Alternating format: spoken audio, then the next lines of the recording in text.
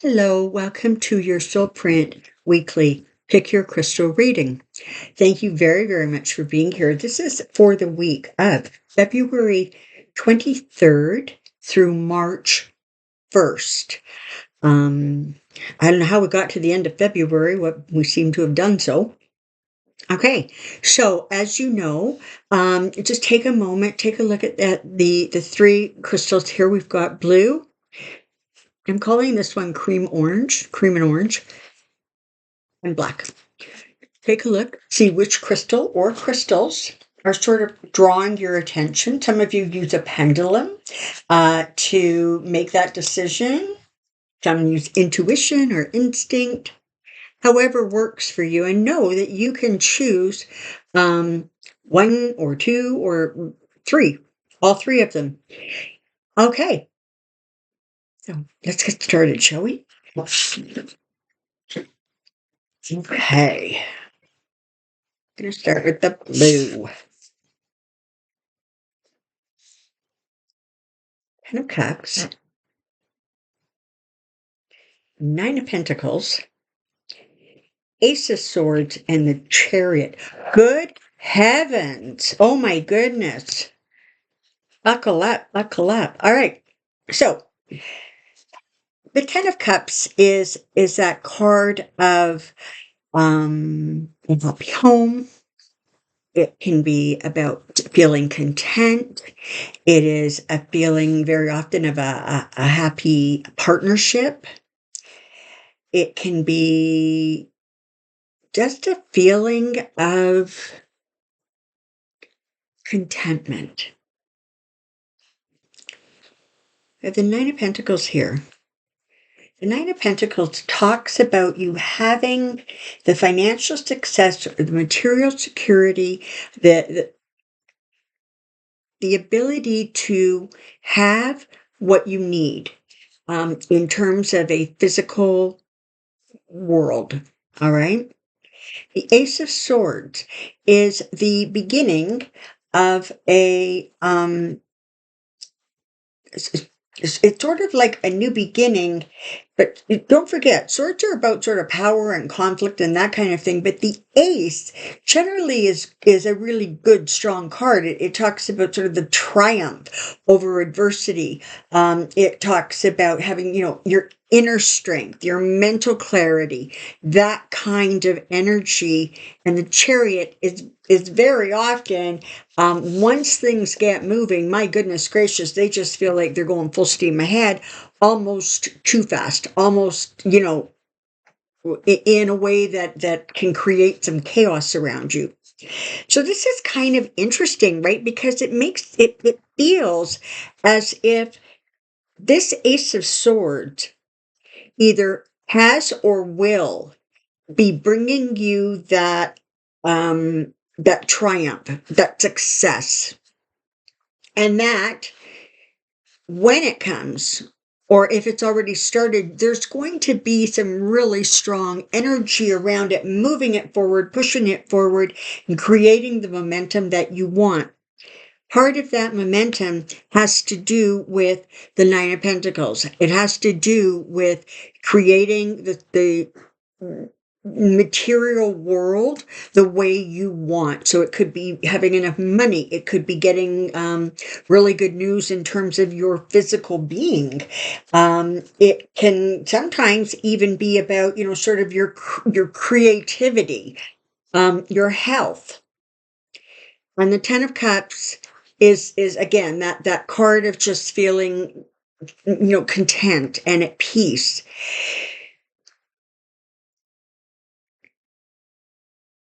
Do you have the security you need, and that is what allows you to create the triumph to move forward? Are you at peace with the choices, which then allows you to feel that you have that security from the physical world? And the confidence to know that there will be success. And when it starts, it's going to move. So I mean, these are really, really lovely cards, right? I mean, the 10 of Cups and the 9 of Pentacles just sort of says it all, right? Because it's like not only emotional happiness and contentment, but it is, financial or material security and success and feeling safe. And the Ace of Swords is bringing you, and don't forget, swords very often can be about the law. It can be about paperwork. It can be about documentation. That, that kind of energy.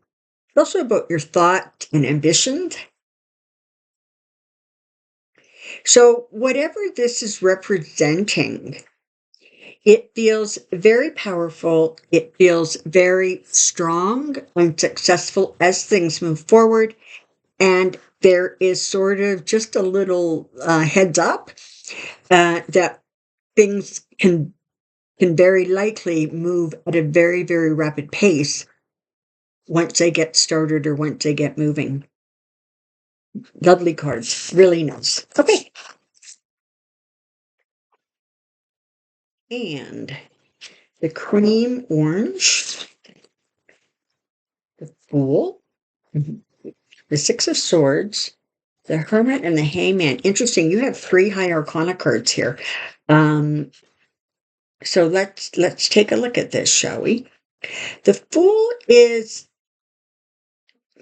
very often that sort of taking a chance, right? A leap of faith sort of energy. Is it possible that that leap of faith may create for you an ability to move yourself into calmer waters, to allow you to leave sort of some troubles behind or some difficulties behind, be able to move away from them?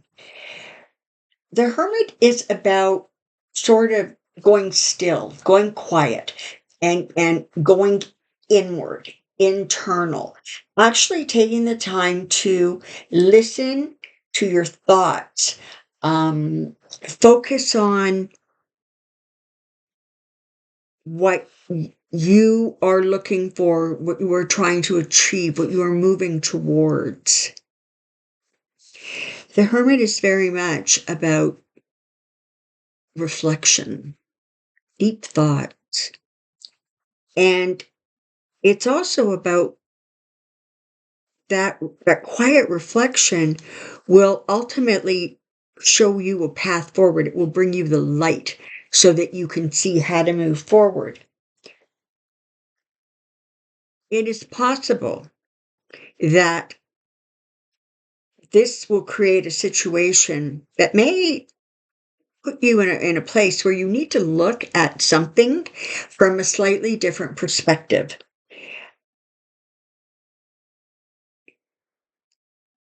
When you have sort of this leap of faith and you're ready to move away into new, more positive energy, you've done the reflection, you've done the thinking.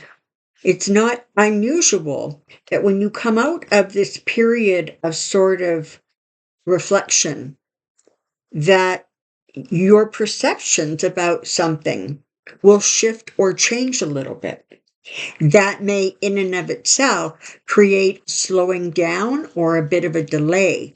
But that's not a bad thing, because this has the energy of a new start, of a new beginning. That leap of faith is really a strong, powerful energy. You're moving away from the trouble. So it's a good thing that things may slow down a little bit so that you can find the right perspective, you can find the clarity that you're going to need as you're moving forward with whatever this new beginning is for you. I like the energy of this, because what it feels like is becoming unstuck. So if you feel like you have been stuck in a situation, or there is something that is just not moving the way you would like it to, trust that there's going to be an opportunity for a new perspective, a new way of looking at things, and the confidence to, um,